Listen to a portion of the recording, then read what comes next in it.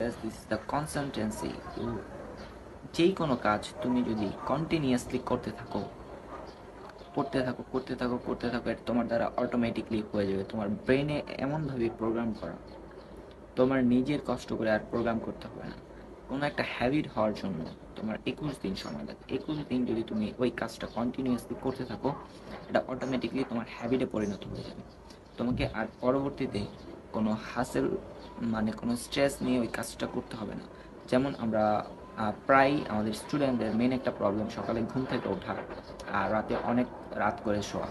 আমরা যদি নিজেকে একটু কষ্ট করে মানে এফোর্ট দিয়ে যদি সকালে তাড়াতাড়ি ঘুম থেকে উঠি এবং রাতে একটু তাড়াতাড়ি ঘুমিয়ে পড়ি, এটা যদি আমি 21 দিন কন্টিনিউ করতে পারি, 21 দিন আমাদের ব্রেনকে ফোর্স করে করতে হবে, দেন এটা হ্যাবিটে পরিণত হয়ে যাবে। দেন তোমাকে আর ইচ্ছা করে ঘুম ভাঙাতে হবে না, তোমার ঘুম অটোমেটিক ভাঙিয়ে যাবে। এবং দেখবে যে রাতে তুমি সেম টাইমে যদি ঘুমাতে থাকো 21 দিন, দেখবে সেম টাইমে তুমি ঘুম থেকে উঠতে পারতেছো। তোমার এটা নিয়ে কোনো টেনশনই করা লাগবে না। আবার তুমি দেখো আমাদের যেমন পড়া মনে থাকে না, আমরা কোনো কিছুতে ফোকাস করতে পারি না। এই জন্য আমাদের মেইনলি করতে হবে মেডিটেশন, মানে এক জায়গায় ফোকাস। মেডিটেশন আমরা যদি মুসলমান ম্যাক্সিমাম যদি মুসলিম হয়ে থাকি, আমাদের উচিত মেডিটেশনে না যেয়ে আমাদের 5 ওয়াক্ত নামাজ আদায় করা। কারণ আমরা যদি নামাজে কিন্তু আমাদের ম্যাক্সিমাম কারোই, যারা অনেক 5 ওয়াক্ত নামাজ পড়ে কন্টিনিউয়াসলি 15-20 বছর ধরে, তারা হয়তো ফোকাস করতে পারে পুরো ফুল ফোকাসে। তারা ধরো শুধু শুক্রবারে নামাজ পড়ে বা সপ্তাহে 2-1 দিন নামাজ পড়ে, তাদের মানে এটা পসিবল না। নামাজে ফুল ফুল ফোকাস রেখে তুমি যদি 2 রাকাত নামাজ আদায় করতে পারো, তোমার ফোকাস মানে কতটা ইমপ্রুভ হবে তুমি নিজেও বলতে পারবে না। আমাদের উচিত, যদি আমরা মুসলিম হয়ে থাকি, আমাদের মেডিটেশনে না যেয়ে স্পিরিচুয়ালিটি মানে আমাদের যেই নামাজ, 5 ওয়াক্ত নামাজ যদি তুমি 10 মিনিট করে নামাজ পড়ো ফুল ফোকাস দিয়ে, 5 ওয়াক্তে 50 মিনিট, মানে তুমি একদিনে 50 মিনিট মেডিটেশন করতেছো।